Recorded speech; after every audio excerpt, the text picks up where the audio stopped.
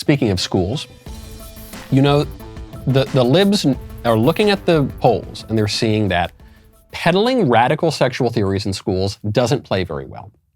Not only does it not play well in conservative states, it doesn't play well in liberal states either. It turns out that a whole slew, wide spread of voters, not just white voters, but black and Hispanic, not just Republicans, but Democrats and liberals too, they don't like it when you try to transgender their little kids.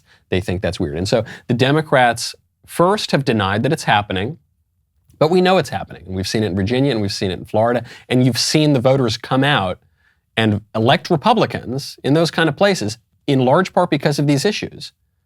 They see how badly this polls, and they try to deny that it's happening. And they say, no, we aren't teaching weird sex stuff to kids. And it's really good that we are. There's a new video out, thanks to Chris Rufo, who's done a great job on this issue in particular. It shows that the Mazzoni Center has just hosted a big conference on how important it is to transgender the kids in schools. The Mazzoni Center has sex programs, full-time staff that teach sex programs in Philadelphia public schools all the way up to grade 12, all the way down to kindergarten. The Mazzoni Center promotes transgenderism and weird sex stuff to kids in Philadelphia schools, grades K through 12. Last year, they secured $5 million in government contracts. Here is just a little taste of the sort of lesson that you would receive at a Mazzoni Center class or conference. I am Rachel Simon. I use she, her pronouns. I am a psychotherapist, educator, consultant, and author. I run my private practice here in Philadelphia, and I am the author of the Every Body book, which is an LGBTQ inclusive sex ed resource for 7 to 12-year-olds. And I love that you said that this talk specifically was geared towards teens, but you're so right that sexuality education starts the minute you're born. I mean, we're born with bodies. These bodies are cool. We want to touch our bodies. We're learning about privacy and, being sexual in public from a very early age. Homophobic and transphobic ideas from parents can absolutely be a problem. Inescapable judgment. Yeah, bigoted, misinformed parents who have no idea how to talk about gay sex. They're biased. If they are religious, it can be very difficult to get into the conversation with them. It can be really difficult if those parents aren't radical sexual revolutionaries like I am, who want to not only promote all sorts of unusual sexual desires and behaviors among people, but also trans your 5-year-olds. Yeah, it can be really hard. And that's why it's so important that we go into the schools with government money, by the way, with $5 million in government contracts, to go in there and teach your kids how absolutely terrible you are and to totally contradict every value you've ever taught them and to make them like me. And obviously well-adjusted, not total psycho, right? Right? That's what she's saying. They're not hiding it. I'm not reading between the lines. She is telling you this. She's saying, we hate it when parents teach their kids traditional religious values. You raise your kid Christian or Jewish or Muslim, for that matter. We hate that. That's bad. So what we do is we go in with the parents' taxpayer money, by the way. We go into the schools and say, yeah, your parents are bigoted. They're misogynistic. They're awful, closed-minded, and don't believe what they say. Believe what we say. Thank you, parents, by the way, for funding my salary.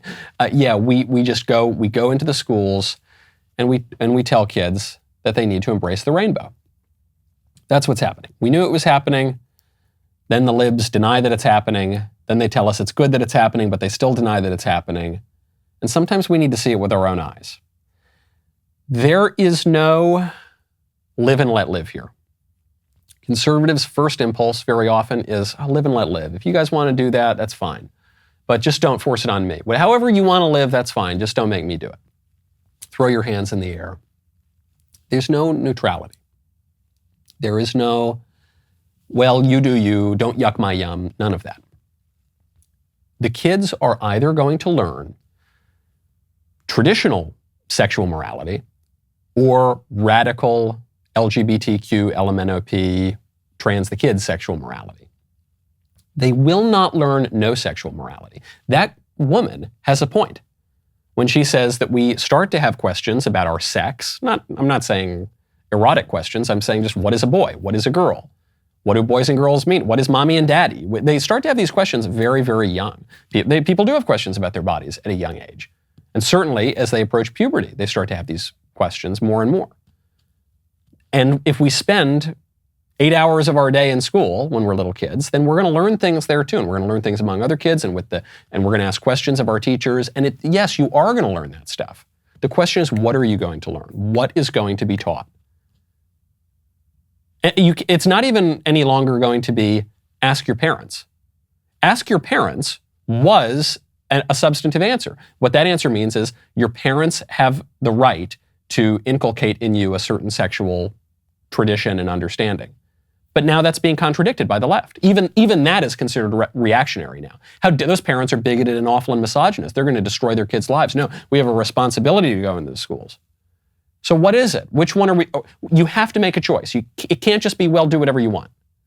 Do you want your kids to be raised by that psycho in that video?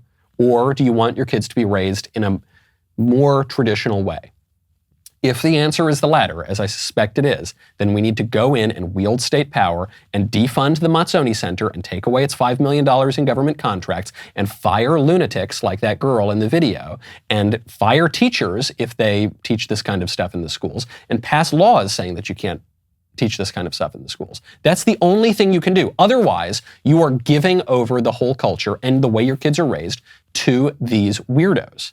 I think it was Oran McIntyre.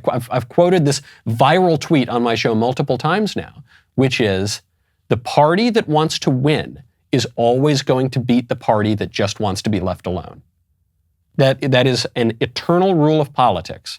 He's not the first guy to say it, but his version of it went viral on the internet. We need to want something. We need to want to win. We need to have a substantive vision of the country.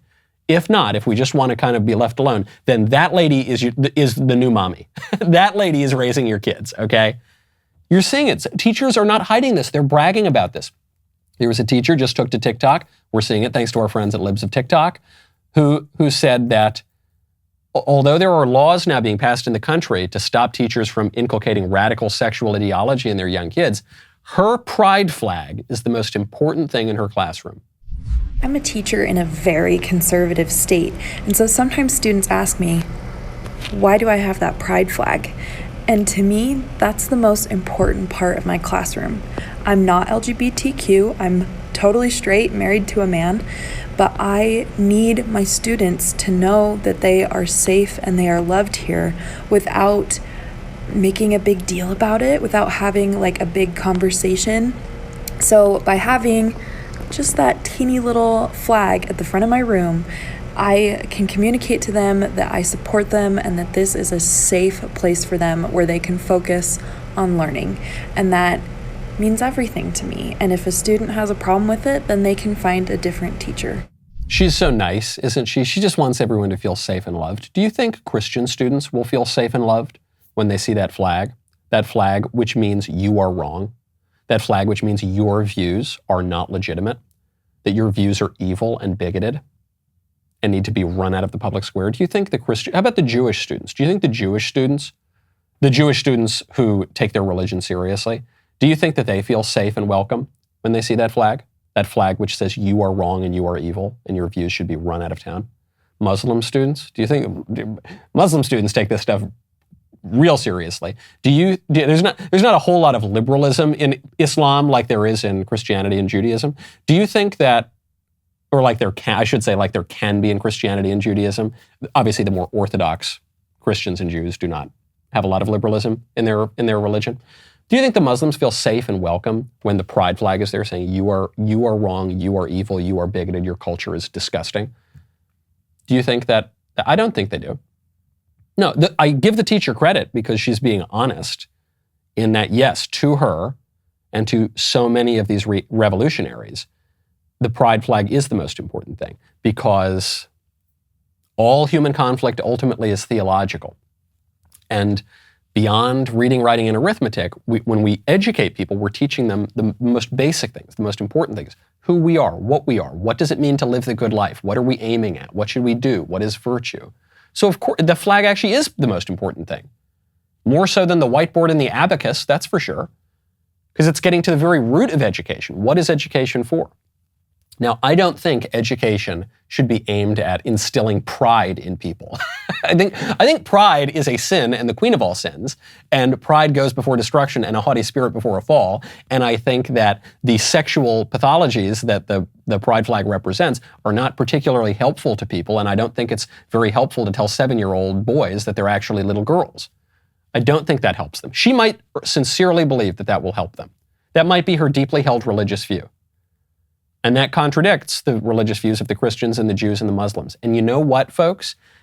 The AOC version of religious liberty, where you should be able to do whatever you want, that's an incoherent answer.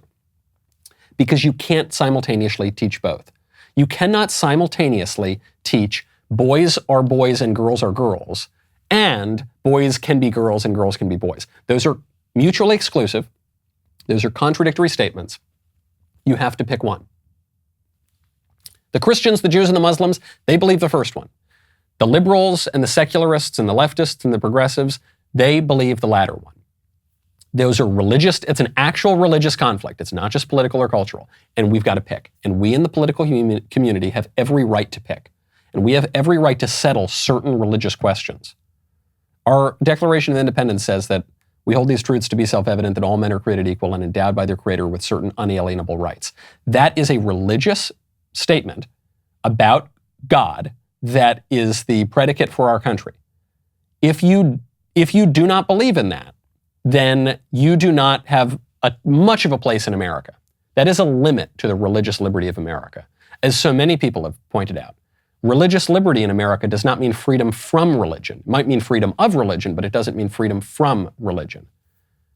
And religious liberty is not even the point of the First Amendment, by the way. When we talk about the Establishment Clause of the First Amendment, that doesn't mean that there's absolute total religious liberty. This is one of the most misunderstood clauses of the entire Constitution.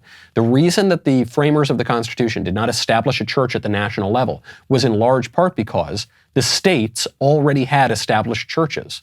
They already had. Certain states, mostly were Episcopalian, but there were other establishments as well that persisted for decades after the Constitution. So yeah, that's what religious freedom really means. We need to put limits here, and we need to use the law to do it. We need to tell that weirdo teacher, hey, take that flag down or get out of the classroom. Oh, that's the most important thing in your classroom? Okay, well then find another job, because this job ain't for you. I'm glad you liked that video. I liked it too. I liked being here with you, to be seen by you. If you want to get more videos, you've got to subscribe. Ring the click, the like, the bell, the subscribe, whatever you got to do. Subscribe, get the notifications. Head on over to Apple Podcasts, Spotify, Stitcher, Google Play, wherever you get your audio podcast. Subscribe, leave a 5-star review. We'll see you next time.